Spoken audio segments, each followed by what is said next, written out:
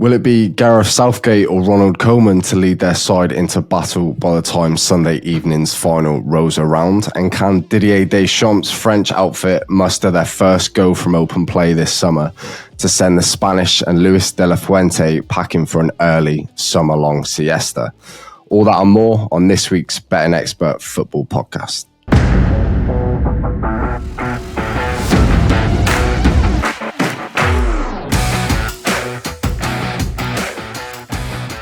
In what will send shockwaves to the senses for loyal listeners, myself, Sam Ingram, will be taking on today's hosting duties in Dan's absence. It will be a tough act to follow in getting anywhere near Dan's hosting capabilities, but God loves a trier. And with that, a big hello to Nathan Joyce, who will be covering the Copa America on today's pod.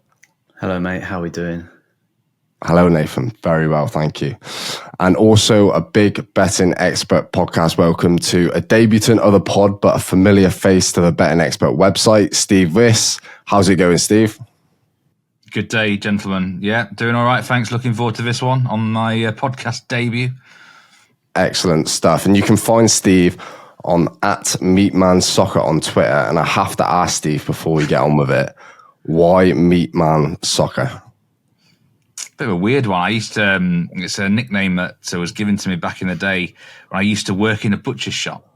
Right, okay. Yeah. It's I didn't actually work there for that long, but it's just one of them.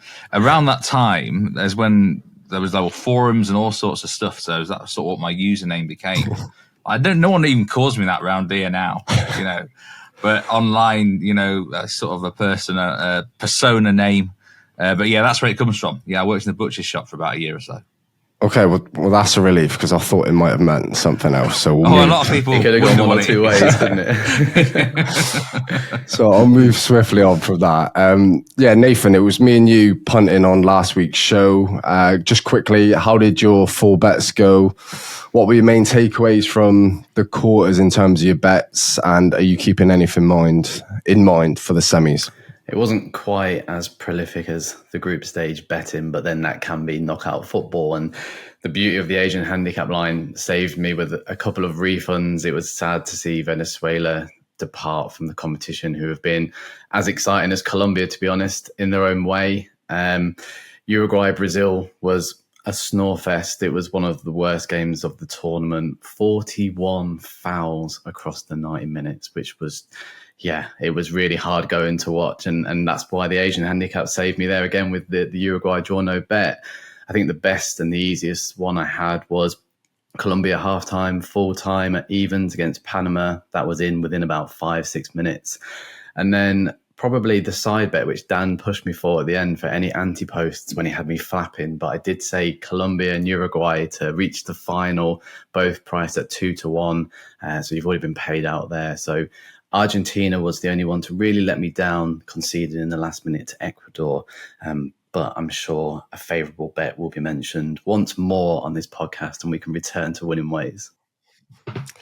Yeah, lovely stuff. I suppose I'll have to touch on my results from last week. We ended the quarterfinals with a plus 3.6 unit haul from the 4 matches from my tips, which is now 12 winners out of 12 since entering the knockout stages, which is just crazy, really, for me, considering how tough I found the group stages to navigate. And I don't think it's any coincidence that I haven't lost a bet since I got this mustache.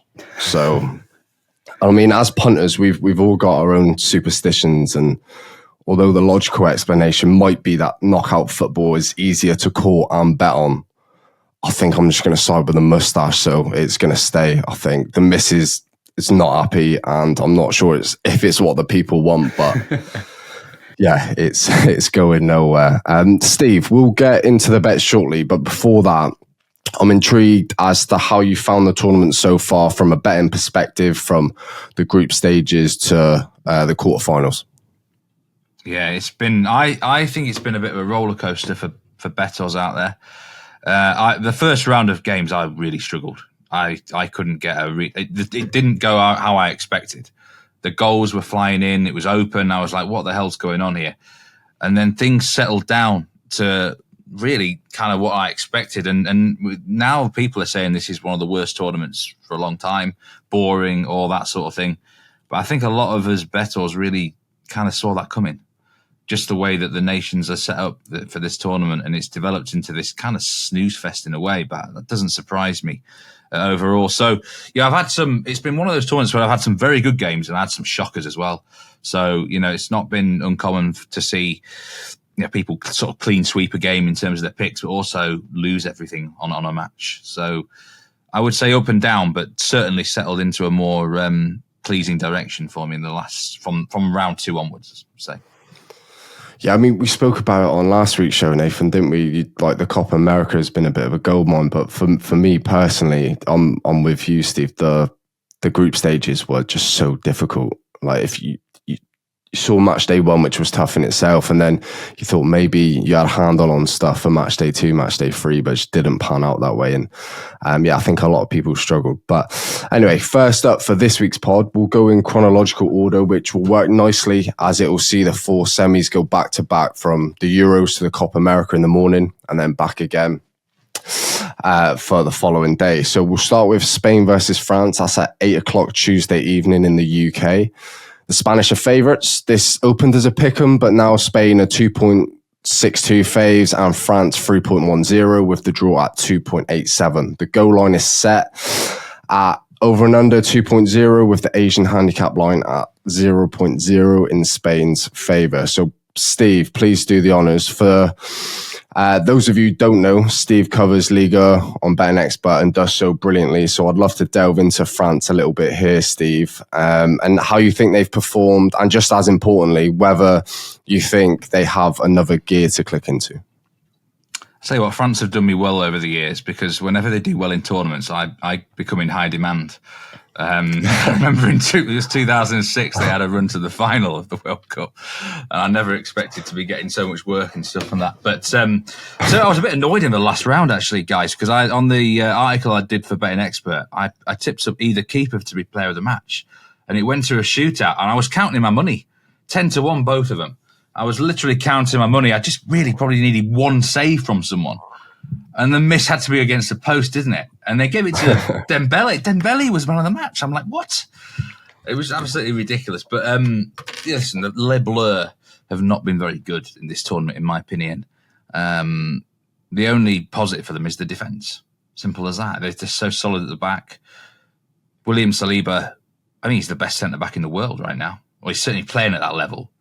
And I think when you have someone like that, the whole team around you at the back just kind of gets inspired. I've never seen Upamecano look as rock solid as he has. He's usually got some calamitous errors in him, hasn't he?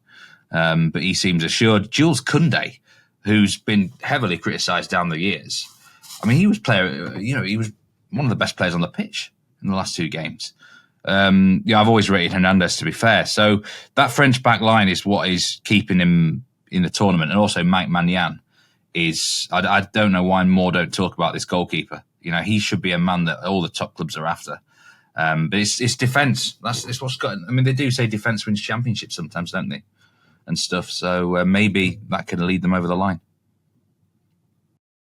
Okay, I think I'm in agreement with you, Steve, in terms of maybe France having a good chance here. In my head, I can see why plenty would see Spain as favourites going off performances this tournament. But in terms of France's know-how in major tournament in recent years, I think I'm somewhat surprised that Spain are favourites here. And I on my kind of loose projections, I thought France would take the nod in terms of being favourites. If you were to have a pick on the game, where would you go? Well, the pick that I'm going to suggest for this game is actually a halftime draw. Okay. And I actually got on at evens. At the time of recording, it's actually 10-11, so 1.9 now at the time of recording. And that feels, to a lot of people listening, I'm sure, quite short for a halftime draw. But if we look at the goal line, it's, the Asian line's at 2. The books are not expecting many goals. I don't think the media are. I don't think the fans are, the pundits, the bettors. Despite Spain missing a couple of players to suspension at the back, this France attack is just not gelling. Mbappe isn't comfortable with his mask on. And then the rest of the attack is like, who starts? Thuram doesn't look like he can hit a barn door, does he, at the moment? Dembele obviously came on and got his man of the match performance, but he's very predictable. You know exactly what he's going to do. He'll try and cut inside and probably shoot over the bar. I mean, I don't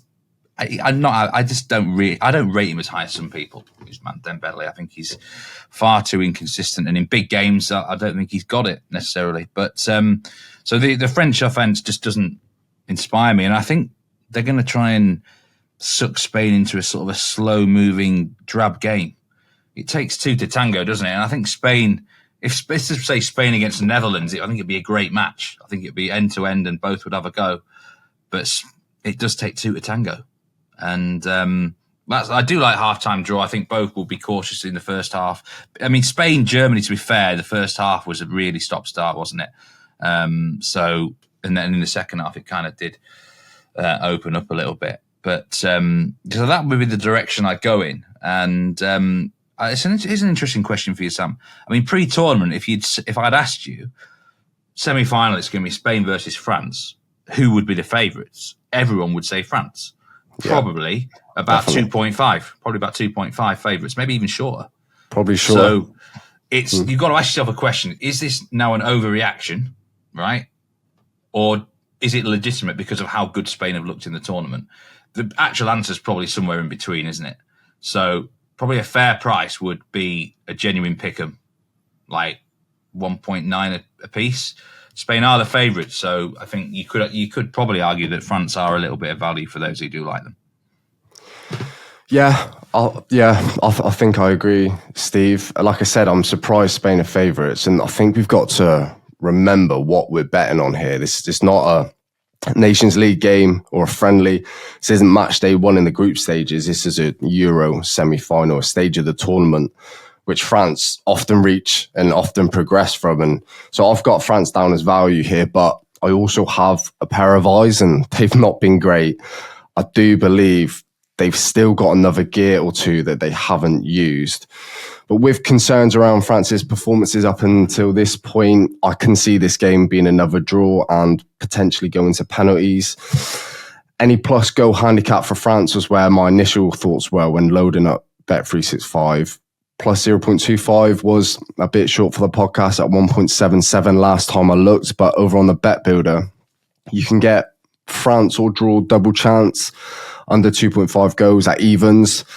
Didn't mind that, but equally I could see a narrow Spain victory. So my thoughts then went to draw and under 2.5 goals at 3.20 at the minute. And I think that's what I'll be taking on this week. Just to go back to your pick, Steve, in terms of first half draw, I had a stat down here in Portugal versus France, which didn't win any awards for the neutral in the opening stages. It was the first game at Euro 2024 to see less than 0.2 XG in the first half.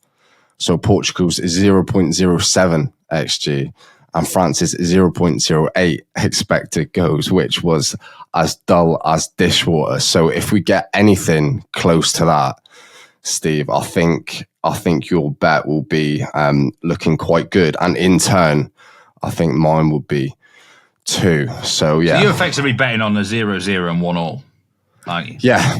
Which I think it's a very good chance that either covers. I think that there'll be a lot of people liking the under 2 Asian goal line here as well. But we've got to remember, if a goal is scored, then the other team will go absolutely crazy and the match could open up. And very likely then we'll be looking at a push for under 2 if a goal is scored early enough. So I think that's quite a big price, actually, 3.2 to cover either of those draws, isn't it? It is, and it's the same. I'm not. Well, we'll get into the England game in a bit, actually, but it is a big price, and it's one that you can see landing, especially if, like, I assume you're expecting the first half to be 0-0. So if we get to the first half at 0-0. Then I think that will just rumble on till the end of 90 minutes. And like you said, if someone does find the opener, then the other team will be going hell for leather to find the equaliser. And if they do eventually get it, then that's probably a stage where both teams settle down and think, right, take this thing to extra time. Exactly that. A bit like England, Denmark in the last Euros, perhaps. in that sort of direction. So yeah, I think it's sort of game where it's not going to be much between either team. And it wouldn't honestly surprise me if it goes all the way to penalties. Watch one of the goalkeepers get man of the match here. Now after the last round, someone Mike Maignan gets France to the final. That's how maybe it will go. Right, okay then. So we'll move on to Copa America, Nathan, which kicks off in the early hours of Wednesday morning after Spain versus France. We've got Argentina versus Canada. Lionel Scaloni's Argentina are 1.36 favourites, with Canada all the way out at 9-1. The goal line at 2.5, and Argentina with a minus 1.25 Asian handicap. So Argentina required penalties to squeeze past Ecuador in the quarters, and Canada needed to do just that versus Venezuela. Venezuela after a delightful lob from your 150-1 outright man, Salomon Rondon. How do you see this one going, Nathan? Yeah, let's just touch on that for a second, because what a goal that was. What a goal. And brilliant. The fact that I said to you at the start of the podcast when we started doing these anti-posts for Copa America, 3 goals will likely sneak you in, and a lot of laughter around Rondon. But I know he's out of the tournament now, but 3 goals, okay, he's only behind Martinez, who's 4, and then everyone chasing the pack on 2. It'd be very unfortunate now for him to fall out of those top 3. So yeah, look, I'm praying for some sort of payout on that shout. But yeah, Argentina, Canada, I'm not going to dress it up. I think it's going to be a really dull, dire game to watch. It's going to be a hard sell to get people to stay up for 1 a.m. for that one. It was the opening game of Copa America where we saw Argentina come out on top 2-0. But look, that could have been 4, 5, 6-0. They missed so many chances. Canada are missing a couple of key players in this game, but I don't see it getting out of hand, because if I look at my notes here and looking at the XGs, so against Canada, Argentina in the opener that was finished with an XG of 3.38, 2.87 against Chile, and 2.29 against Peru. And I told you last week, Sam, that we learnt nothing about Argentina during the group stage. But I think we learned an awful lot about Argentina in that last match against Ecuador. Now, looking at the bigger picture before we go back to this game, Argentina are 1.8 to win Copa America, and they're going to have to face either Colombia or Uruguay in the next round. And that is not an appealing price, to be honest with you. They finished with an XG of 1.34 against Ecuador, and Ecuador were the only team so far, probably the only team capable out of the other 3 listed, who actually took the game to Argentina and were really unfortunate to not progress, if I'm honest with you. They equalised late, but in that first half, I think Argentina were very surprised. I think they thought they were just going to coast through the game. Look, this isn't a strong Ecuador side. They have a lot of up-and-coming young players, but they don't like the manager, who's departed since. So, to me, I was just a bit unconvinced and a bit underwhelmed from Argentina. I backed them to win and under 3.5 goals, and I think I will for the rest of the time, because they aren't a team who sort of blow other nations away. They do get the job done. They're professional. They put men behind the ball and just see games out. They're strong defensively. Look, that was the first goal they had conceded in 4 games. So you can say if you're going to concede 1 goal en route to the final, then you're probably going to win it. But there was just a part of me there where if a team like Colombia or Uruguay take the game to them in the final, that 1.8 anti-post now doesn't look too appealing. But to get back round to the Canada game, they finished with an XG of 3.38 in that first game. Canada have 2 players out injured, which are quite key. Malmo's Derek Cornelius, who's the centre-back, is suspended. Inter Milan's Tajon Buchanan, who broke his leg a day before Venezuela in training, so he's going to be out for a while. So they've got a couple of key players missing, and they didn't know how to tackle that Argentina first game, who just played it around them. And yes, they had to wait until the second half to break them down. But without a key central defender, I think that price of 1.909 for, again, Argentina to win and under 3.5 goals, which I think I've tipped in every game so far, is the way to play it. I know it sounds particularly boring, but I think it's a really safe bet at this stage. I don't think Canada will take the game to Argentina, which will suit them perfectly, and they're going to breeze through to the final. Now, if we're looking for a slightly more exotic or exciting bet, Lionel Messi has yet to score at Copa America, and which is really interesting because he was such a short price for almost everything in the anti-post market, including top goal scorer. I think he was 6-4 or something, really short. But he has been trying his heart out over the last few games. He's desperate to get on the score sheet. Now, if you go back to that Canada game where he did get player of the match, he had 6 shots in that match, 4 of which were on target. So if he's going to be trying against Canada, and I think Argentina had 19 shots against them in the first opening match, it's 1.80 for Messi to have 2 shots or more on target. So if we are looking away from the usual Nathan Argentina under 3.5 bet, the Lionel Messi over 1.5 shots on target looks quite appealing to me if we want a player bet. But I don't know if I'd be backing Messi to score, but I think he will be pumping efforts or shots at goal to try and not finish his tournament without a goal, which is insane. I didn't think he'd finish as top goal scorer, but for him to not have any at the moment is quite mad. That would be some price. Messi under 0.5. Copa America goes out. That'd have been interesting. You probably wouldn't have even got it priced.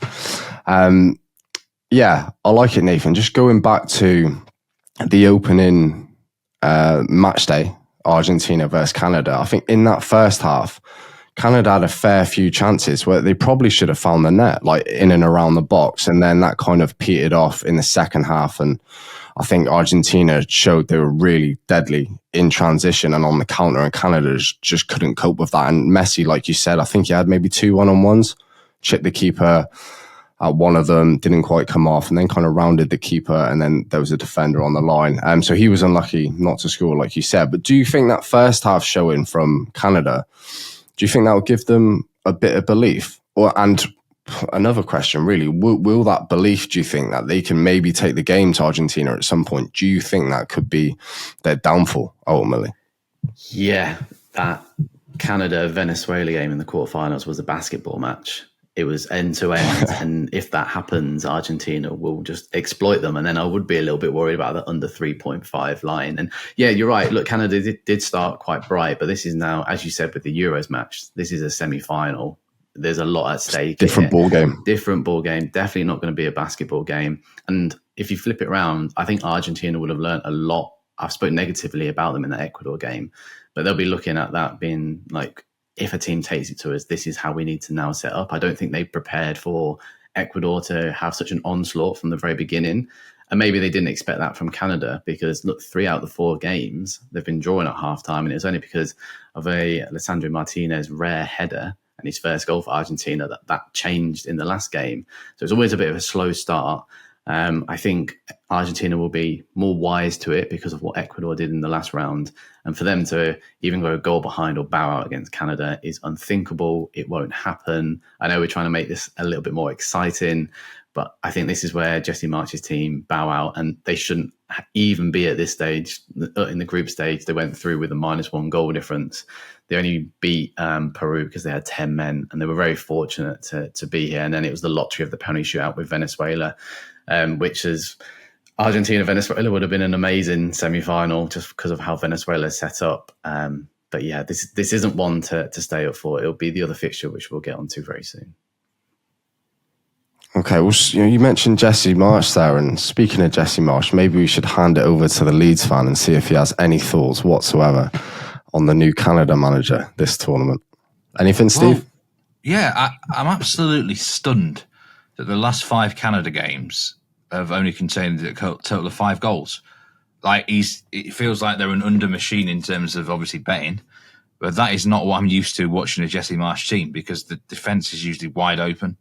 Matches go crazy, basketball.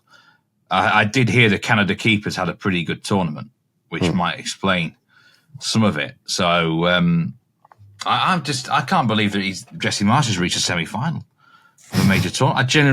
I don't rate him at all as a manager. So I mean, my biggest nightmare as a Leeds fan was that he would beat Uruguay in the final. I would hate that.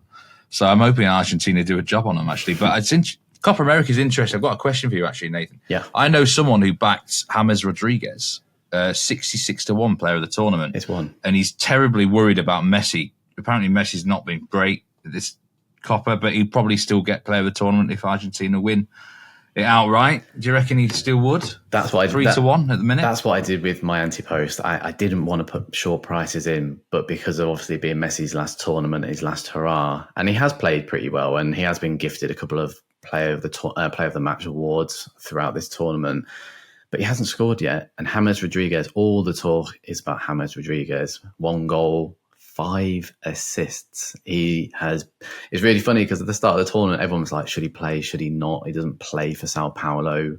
But he's defrosted every couple of years for Colombia, isn't he? That's the way to look at it. And that's 66 to 1 price. For me, I'll be paying it out now. I don't think there's an issue. Unless Messi goes and scores a couple of hat-tricks now or a couple of late braces or something like that. Even if Messi scores the winner in the final, James Rodriguez, I think 66 to 1. It was overlooked by me and by many, and I'm very jealous for anyone at that price. But I'd be very smug right now if that was sat in my betting account. So you don't think even at, say, at 3 to 1, you can get Messi player of the tournament? Some might look at that and think that's effectively Argentina to win the tournament. But James has been so good that it's just unignorable. At this stage now, I think if Messi had a couple of goals and he'd won those games, but it's been Lautaro Martinez who's stolen the show and he's the one who's got the winners. And look, he missed his penalty against Ecuador. He tried a cheeky Panenka and hit the bar and his teammates had to bail him out. So it's not been Messi's tournament. It may be Argentina's, but James Rodriguez 66 to 1. Fair play.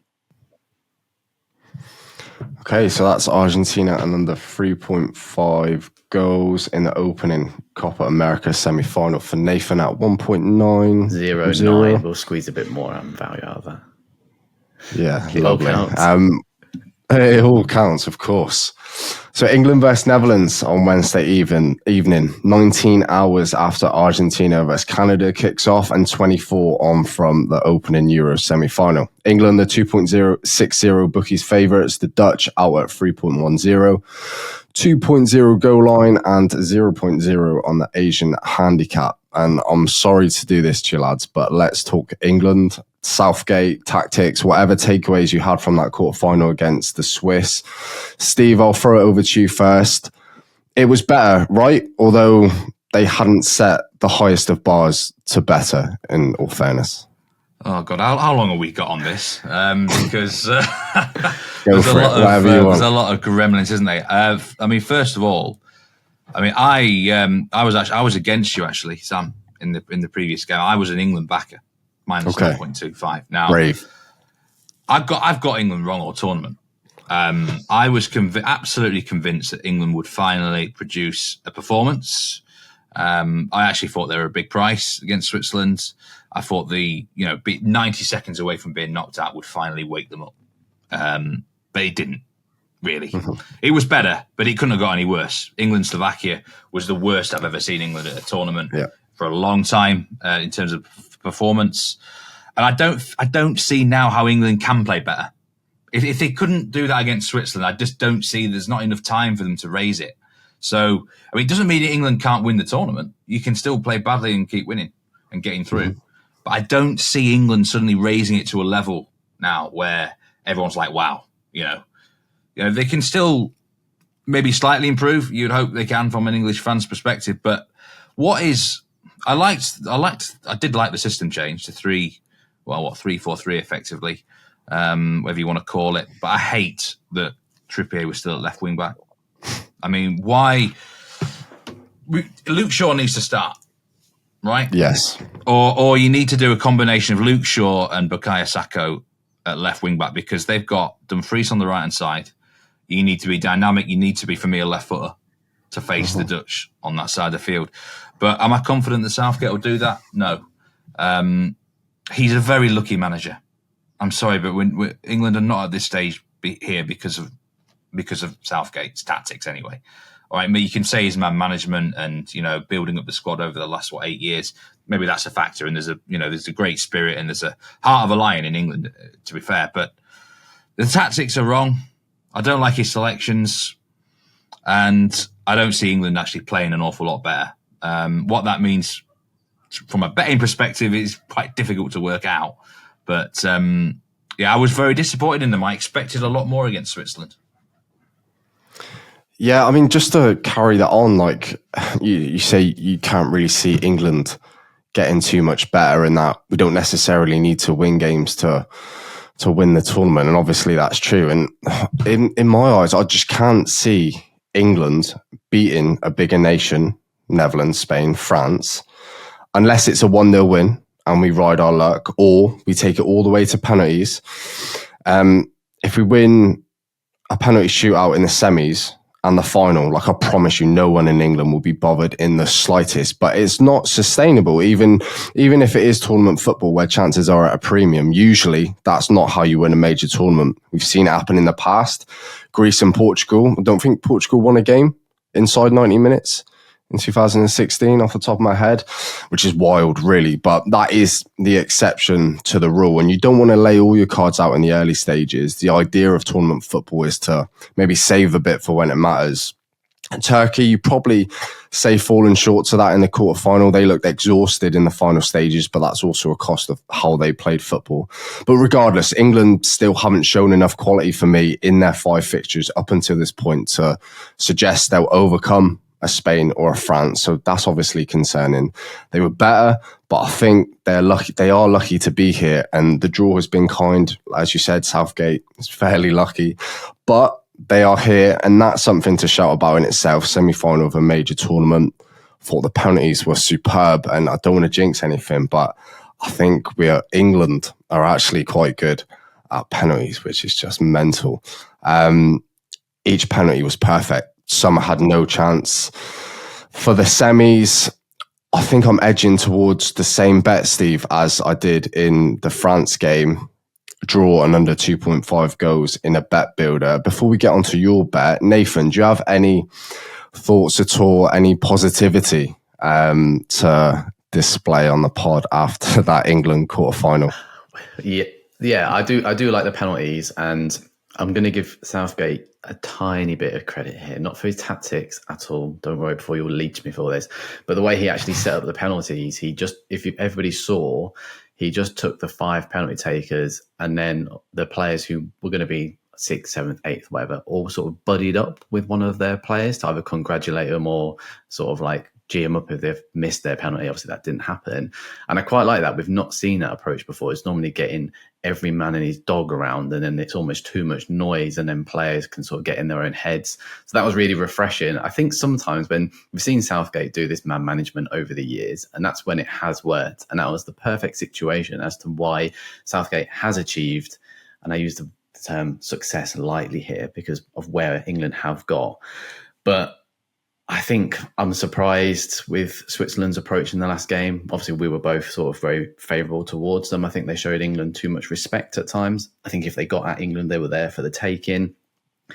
There's 2 ways of looking at this. I'm glad England aren't playing Turkey because of their unpredictability. I think they were so dangerous, and I don't think Southgate would know what to do in a team with less structure. Now, the Netherlands do have more structure, but I think they're more powerful in attack and they will be more ruthless. And I don't know if England will deal with that, whether they have 3 at the back or if they revert back to what it was before. I just can't see England squeezing through. And I know you said there the nation wouldn't care if England won on penalties in the semis and finals, but there's 240 minutes of football in between that happening. And I can't see England holding the Netherlands for that long. And then I think if it was the final, if it was Spain to get there, they'd tear England apart. So, yeah, obviously no bet from me here. Interesting if it does get to penalties, but I just think the Netherlands will sneak through. I just think with like Cody Gakpo and how direct they are, I don't think England would necessarily be able to react if they went a goal down against the Dutch, who are fairly strong defensively. I just think they'll be able to hold England at arm's length, and I don't think it's going to end particularly well for them. Okay, well, that started very positively, and you've just ended it on. I tried not to. I tried my hardest. Well, I'll touch on something Steve mentioned. Actually, I've got down in my notes just from his showing off the bench in the quarters. And what is absolutely key to England's chances of winning this semi-final, it's Luke Shaw's fitness at left back. Like, we've missed him so much. You've seen when he come on, there's absolutely no hesitation from him to get up and overlap the left winger. And that makes such a huge difference in terms of balance to this side, specifically in forward areas. If he can start the semi-final, then I'm confident we can cause some real problems down that left-hand side. And then we can get 3, 4, 5 bodies into the box, get our midfielders closer to Kane, whilst Bukayo Saka could perform similarly on the other side if Southgate goes with him on the right again. So I think Luke Shaw is key for me, but just how fit he is obviously clearly still in the air. And also thought Cole Palmer was brilliant. Again, it feels like he lifts the entire team when he's on the pitch. He's so positive in like his forward running, can carry the ball up the pitch better than anyone. And I'd love to see him starting. Probably would have to bench Foden, which is a big call, but I wouldn't say, he's undroppable at the moment in this tournament. And if you're not going to drop Foden, if Palmer's going to be on the bench, I think you've got to get him on sooner rather than later to affect the game. Don't be bringing 4 men on 10 minutes to go and hoping, we can save the tournament, because that is also not sustainable. I tell you what, from an English fan's perspective, when Palmer comes on the field, I want him to get the ball. He's the one man when he's on the ball I feel really comfortable as an England fan, because you feel something's going to happen. And the players will be thinking exactly the same as well, Steve. So we've got to mention, we've got this far talking England, we've not even mentioned Saka, and he seems to be the only one who's probably not listening to Southgate in this rigid formation, do this, do that. And he was the one who sort of wanted to get on the ball and make things happen. And I'm not sure if Southgate wanted him to necessarily do it as much as what he did. But that moment which he actually took a shot. He took a shot. He actually shot. Yeah. And it was quite good, because I don't know if you saw that picture, but Phil Foden was screaming at him to pass it when he was before Saka scored. And I think Phil Foden's had a terrible tournament. And you said there, dropping him's a big call. Well, he could watch a certain James Rodriguez for how he takes set pieces, because Phil Foden, the way he's been floating these balls in, I think his set pieces and his overall play has been really poor in the final third in terms of delivery. So I'd definitely be edging towards Cole Palmer over Phil Foden for sure. But I just wanted to get that in about Saka, because I thought he was excellent. Yeah, I'd agree with that. And like Steve and like millions of English men and women watching the football, I was screaming at my telly, like, why is Trippier out on the left? Why is Saka out on the right? And now there will be some people, after Saka's cut inside from the right onto his left, kind of saying that this Southgate's a genius. But I don't think that's by design. I think that's very much by individual quality. And I'd still love to see them swap over and give us that natural balance. But yeah, enough of England's tactics formation, Steve. How are you going to approach this from a betting perspective? I'm not going to get involved in the main markets for this game. My prediction's 1-1 draw. I think that's got a massive chance here, 1-1 draw. I just got a feeling there will be a goal, and then the other team will react. We need to talk about Ronald Koeman at some point, by the way, because he's not a manager I really trust in a big game either, by the way, especially if the Netherlands fell behind. There's a chance they could kick themselves in the foot a lot. They tend to panic and can self-destruct, but they did come from behind against Turkey, to give them some credit. From a betting perspective, I was looking at the props markets, and I really like Virgil van Dijk to have 2 or more fouls, to commit 2 or more fouls at 2.6. And the reasons for that is, in this tournament, he's actually been quite a foul machine, which might surprise a lot of people. But then again, he's a big talisman. He will take one for the team more than anyone else, probably, for the Netherlands. And secondly, he's going to be matching up against Harry Kane. And Kane is just a foul magnet. I mean, especially at this Euros. Every time I look, he's looking to get a foul. He's looking to go down on the ground. It's awful. It's actually awful to watch. At times I'm shouting, "Get up, man!" Actually, you don't need to be fouled here. Yeah. But that's the type of player he is sometimes. So I think Van Dijk against Kane. That's if even Kane. If Kane was so deep at times, wasn't he, against Switzerland, that he might not even be up against Van Dijk. But I think there's a good chance of a couple of fouls from the Dutchman. I mean, he's actually 1.33 to have 1 foul, so that's massive bet builder material. Yeah. But I was looking for 2 or more fouls from Van Dijk at 2.6. Watch out for the cards, by the way. Here, now that there's a clean slate for all the teams, players will be cynical. We've got a German referee here, Zreyer, I think his name is. He actually did Marseille Benfica early this season, and it was a shocking performance. He lost control of the match. I think there was about 7 or 8 cards. There should have been some more. And it could get potentially ugly here. Wouldn't surprise me if the cards line went over. I think the line's at 5.5 though, isn't it? So it's that's quite high, but the ref might lose control. Okay, so I've got a stat in front of me. Since 1998, in both the World Cup and Euros, 10 out of 26 semi-final matches have been drawn. Applying a 1 unit stake to each of those games would have boasted a 25.3% ROI. So backing the draw is in a semi-final is profitable. So I'm hoping that continues this week. And I mentioned it earlier, I've gone for exactly the same bet, which is a little boring. Gone for draw and under 2.5 goals in a bet builder. That is at 3.25. So that really means I've gone for the same bet, obviously, on both semis. All I need at those prices is one of them to fit into that tight, cagey, cautious, however you want to dress it up category. And if one of them lands, then I'll be vacating the semis in a profit. And if both of them land, obviously, that would be very nice too. So that's for me. And also Van Dijk, 2 fouls for Steve, which was at 2.6.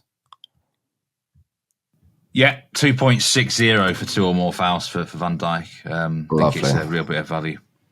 Okay, that'd be very nice. So moving swiftly on and far away from. Sorry, Sam. I've seen something while you were talking, and it'd be an untracked selection. But as soon as Steve mentioned Harry Kane, let's do it. 2.5 him to not have a shot on target seems like a big price. The way Harry Kane's been. Under 0.5 shots on target for Harry Kane is 2.5, and the way he's been dropping so deep and how awful he's been all tournament, if this is going to be a cagey draw where we're not seeing too much, I don't know, that just stood out to me. I'm having these sort of thoughts on these podcasts as I'm coming on and throwing all these random bets in which I don't ever place, but as we were talking about it, Kane 2.5, I think that's quite generous. Yeah, look, I don't hate it, and he hasn't looked fit. He hasn't looked 100% anyway from match day 1. I know he kind of fell off the pitch, didn't he, into Southgate's arms, and then Bottle taking a penalty. So I don't know if that's going to be in Southgate's mind. Maybe Kane could only play an hour or so potentially, so that would also fit into the under shout, Nathan. So I don't hate that at all. Moving away from England onto what looks like the most mouth-watering tie of all the semis, maybe. You could argue Spain and France is right up there, but I think this is it for me. This is at 1 o'clock Thursday morning UK time, only a couple of hours after England finishes. I feel like I might be able to stay up for that one, but when it's hitting midnight and your eyes start going, then it's a different story, isn't it? So with me, Sam. Come join me. Well, we'll see, mate. I may have to have like a late doors coffee, which is dangerous in itself, but yeah, maybe. So yeah, Colombia in great form. Bielsa's Uruguay ticking along nicely.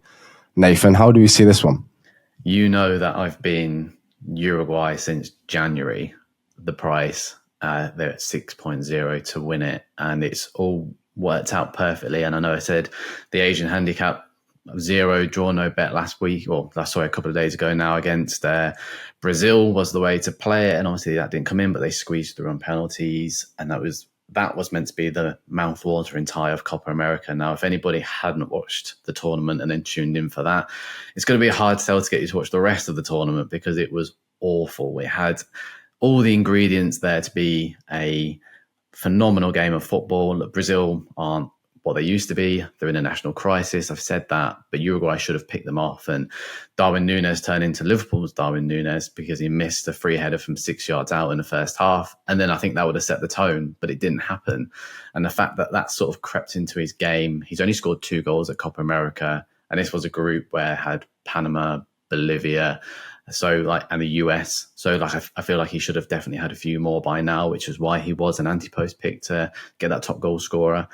But it disappointed, and Uruguay got sucked into the nitty-gritty battle which Brazil wanted it to become. And I was quite surprised by that. I thought Bielsa would rise above it, use his high press, which we saw for the first 10, 15 minutes. And then after that, it was just foul after foul. It was almost averaged out as nearly a foul every 2 minutes, which was awful to watch.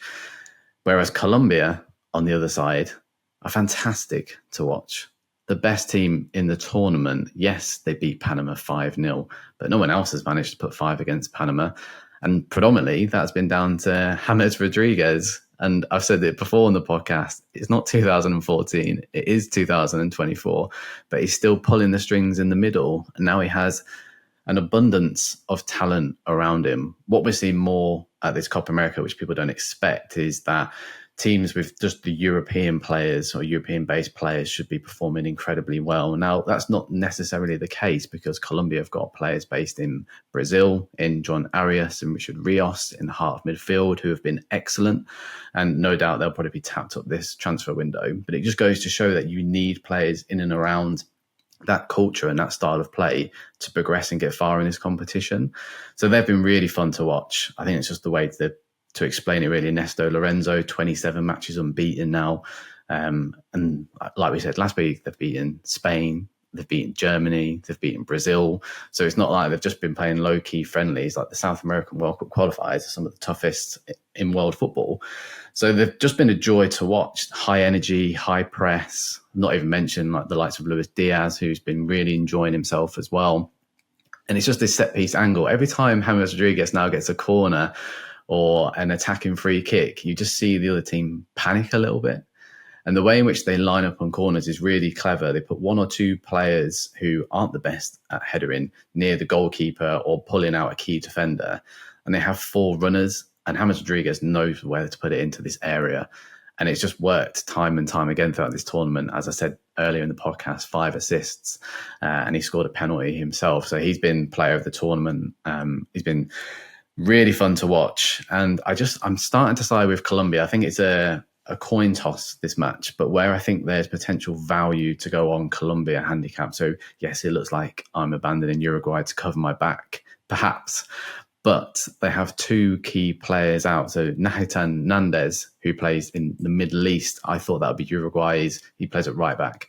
I thought he'd be Uruguay's weak link. Now, he's been excellent all tournament, probably one of their best defenders. But he's suspended after a horror tackle on Rodrigo, which the referee missed and needed to go out to VAR when he took half his leg off. So he won't be there. Barcelona's Ronald Araujo is also out injured for the whole tournament. So all of a sudden, Uruguay's 50%, because I'm good at maths, 50% of Uruguay's defense is now out for this game against Colombia. Colombia, full of confidence, don't have to change anything, keep doing what they're doing, scoring for fun, really dangerous from multiple ways, whether it's in play, outplay, set pieces, etc. Where Uruguay changed their tactics and were sort of molded by Brazil's approach, which was a little bit of a cause for concern for me. They sort of changed their approach completely. And now the fact that 2 key defenders are out injured and the ones coming in, yes, Jimenez from Atletico Madrid is not a bad replacement, but Caracas from Copa America isn't ideal replacement. So I just feel like a little bit weak. And yes, we may see another Bielsa masterclass and this potentially goes to penalties once again, but I'm going to be brave and go for the draw no bet approach with Colombia at 1.92. I think it's a really solid price. You can't dismiss them with their current form and just how Uruguay approached that game against Brazil, a slight cause for concern. Now, if we are going to stick with the James Rodriguez appraisal approach, whatever you want to call it, for him to have a shot on target is 1.83. Now I think he's had a shot on target in every single game. He had a 4, I believe, if I've got that correct, against Brazil in their 1-1 draw, in which they battered Brazil, to be honest, in the group stage. So he's been shooting for fun as well. He's not just been lining them up in set pieces, but he also takes penalties, which is where his goal came from. But they've won 2 or 3 penalties, Colombia, because of how pacey they are. And I think that could be another angle if Uruguay's makeshift defence makes a mistake. So yes, I am abandoning Uruguay at the 11th hour, but I actually feel like Colombia could go all the way here. Okay, just quickly, I want to go back to Brazil being out of the tournament because it's big news, especially for maybe the neutral who's not so used to Brazil not making the semi-final, because that doesn't often happen. That's big news, right? Has there been any fallout from that, maybe back in Brazil or... Outside in, it's a huge sort of upset, but being close to it, it wasn't a surprise. I think I fully expected them to bow out early on. They're a team in national crisis at the moment. Dorival Jr. is... I feel sorry for him in a way because, look, the idea was for Carlo Ancelotti to come in and then Brazil's horrendous 2023 campaign. He took one look at it and thought, yes, I get to retire in Rio, but this is a lot of stress, so I'm just going to stay at Real Madrid for a little bit longer. And then Brazil's hand was forced. There aren't too many Brazilian head coaches at the moment who are probably worthy of the job. But what was interesting just before that penalty shootout, and this is when it comes to dealing with egos, okay? So Marcelo Bielsa had his team around him, he had his clipboard, he had all his spreadsheets, and everyone was listening and to every single word he said, and they delivered in that penalty shootout. Now with Brazil, Dorival Jr. couldn't even get in the circle. The players chose to keep him out, and he was trying to have his say, and the players wouldn't even let him in. So that's a huge red flag. Like, they were just completely saying almost like, we don't want him here. We're going to go out on our own and do our own thing. And it didn't work. Wow. So there's no leadership there at the moment. I don't think there's good enough players. The fact that João Gomez is starting for Brazil, I think says a lot, keeping Douglas Luiz out the side. But we roll back the years and show our age in terms of how Brazil have had these world-class players for so many years, so many decades, and they're in a huge transition period now. Now, Endrick finally got a game and started against Uruguay in this tournament. I don't know why he had only played 20, 30 minutes before that, but he had one successful pass out of 4 all game, and that was kickoff. So they couldn't even get the ball up to him. They couldn't deal with Uruguay's high press. Alisson was booting it long or booting it out of play. There was no consistency there. Players like Rodrigo and Vinicius Jr. don't turn up. I think there's a huge weight of expectation on them constantly, even in friendlies, like the friendlies leading up to the tournament. Brazil must win these. Like, England lost to Iceland, and I don't think anyone really cared. Now, if that happened with Brazil, I would not want to be in the country the day after that happens. So this huge weight of expectation on an average team with a couple of decent players, obviously Vinicius Jr., Rodrigo, world class for Real Madrid. But I think they go into this environment where they're working with in a structure where they don't really know if there's a plan. They don't know what's going on. And the expectation is so heavy on them to deliver. And I think they knew that they were coming into this tournament and they were going to, quote unquote, underperform. But the Brazilian media and the Brazilian fans dismiss that. They feel like they should win every game. They're probably a bit more deservedly so than England fans wanting that expectations to go and win everything. But they don't have the right players there. And I'm looking ahead to 2026 for the World Cup. And there's a lot they need to do in order to get things right there. They desperately need Neymar back. Without Neymar, they struggle. But yeah, it's been a really interesting period to follow Brazil, probably during their worst ever time in my lifetime. And for them to bow out in the quarterfinals, for me, like, it was going to happen. But outside in, I can see why people would be surprised. But yeah, it's not a good play. So if people were upset with Southgate in England, trust me, it could be a lot worse. So, Steve, you're proving quite handy on this podcast, actually. As a Leeds fan, Marcelo Bielsa spearheading Uruguay's surge to the final. Have you had a chance to watch much Bielsa ball on the international stage? Yeah, I was back in Uruguay overs blind in the World Cup South American qualifying, because usually backing overs is a good idea with Bielsa.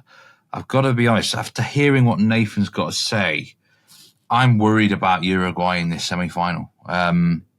The big weak point for the Leeds team in Bielsa, even in the Championship, was defending set pieces. Like, he admitted he never actually put any effort into it. He's thinking about what his team's doing on the ball rather than when it, having to defend corners and stuff. So I think I could see Colombia scoring from a set piece. I don't know if they've got any big lads at the back who can come in and do the job there. That could be worth looking at. And it just feels like Colombia are in this tournament just in a slightly better phase. And it's interesting, the World Cup odds, Colombia are 150 to 1 and Uruguay 25 to 1. Brazil, the favourites for the World Cup. This is a Brazil team that have got starting players from Wolves, West Ham, and they've got a Fulham player who comes on quite a lot. Fulham. I mean, imagine that growing up. It would be unheard of. Gone are the days of Rivaldo, Roberto Carlos and co. It's the worst Brazil team I've ever seen in my lifetime. And 2 years is a long time. But can they really, really justify that favouritism? Nathan, do you think, getting into that World Cup in 2 years' time? No, in short, they've got some really good players coming through in Esteval, who's just signed for Chelsea. Looks like he's the next Neymar. And so it's all about getting Neymar fit for the next 2 years, seeing where he is. But look, Esteval is the future for Brazil, and he's pretty much going to be the Neymar for the next 10 years, where the weight of expectations is going to be on him. But normally we see these players like Neymar go across to La Liga they don't go straight to the Premier League. So it's all about how he adjusts there. So he looks like he's got this generational talent going to Stamford Bridge, but they're trying to sign hoover up everyone at the moment. So it's all about how they embed him over the next 2 years. But yeah, it's almost like Neymar needs to come back from injury, restore some sort of order, which is missing clearly. But then the future lies with players like Esteval, and like they've got players like Gabriel Moscado, who's moving across to PSG. So they have this next generation coming through. But there's a big gap in terms of like where you said there, where you're naming like West Ham, Fulham players. And no real disrespect to like Pereira. I think like he's a good player, but it's a huge goal from what we saw growing up. And I didn't know that they were favourites. I hadn't looked that far ahead, to be honest with you.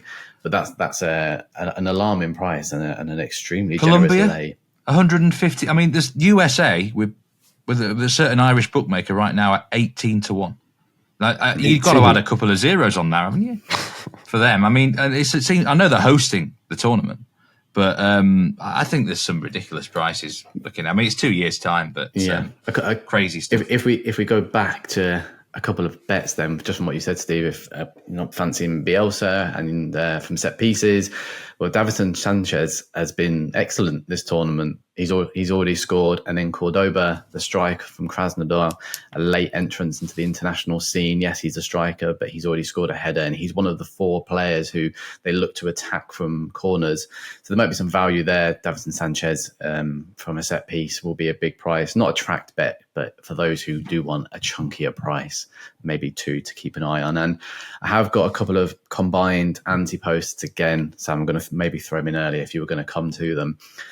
Let's do it. I can't see Martinez for Argentina being beaten with 4 goals. I think everyone else chasing on around 2. I think as he gets a little bit tighter towards the semi-final and final, and I don't think Messi's going to all of a sudden score 4 goals. So Martinez... It's a dangerous thing to say, Nathan. It is, but I'm confident. I don't see it happening. Martinez to still win that top goal score market is very short now, but if you combine it with Uruguay to then win Copa America, that's 5.0, or Colombia 6.0. So I just don't think I'd back Argentina at 1.8, but that extra bit of juice from Martinez puts a bit more price in Colombia or Uruguay to go and lift the title. And it'd really be interesting because Argentina have just floated to the final. Okay, well, if they beat Canada, if and when they beat Canada, right? They've played Canada, Peru, Chile, and then Canada again, and Ecuador, sorry. So they haven't really been tested at all by anyone, and Ecuador was the strongest test, and they've struggled.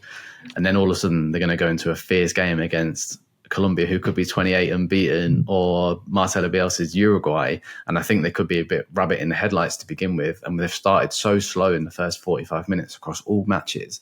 So I feel like that's a bigger price if you want to side with Uruguay and Colombia now, but add a bit more juice. I don't think Martinez is top. So 5 and 6 are quite big prices. Very nice. Steve, quickly, I don't know if you have anything, obviously putting you on the spot, but is there anything in the outright markets that you've been looking at in the last week or so, or since following those quarterfinal games? I mean, I quite like Gakpo for the top scorer in the Euros. I know he's the favourite. I've got some. I mean, if it actually ends a tie, what is the sorting rule for the award? And then that's when you got to be looking at your bookmaker for terms and conditions as well, because I know in the World Cup the Golden Boot assists do play a part in that, but I'm pretty sure it's not for the Euros. But Gakpo, I mean, I think Gakpo and Kane are the value for the Golden Boot. I mean, one of them's going to have at least 2 games. I think Gakpo will score against England, actually. I think it's a good chance he could score against England. But it's a weird award this year. I mean, it wouldn't be a complete shock if every game, if there wasn't a single goal scored in the rest of the tournament, by the way. Wouldn't be the hugest shock in the world.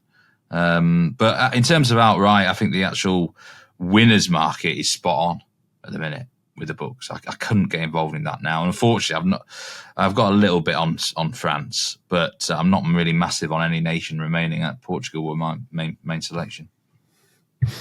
Okay, nice. So we'll end it there on the pod this week. Let's just quickly run through our selections one more time before we get out of here. In Spain versus France, Steve's gone with halftime draw at 1.91.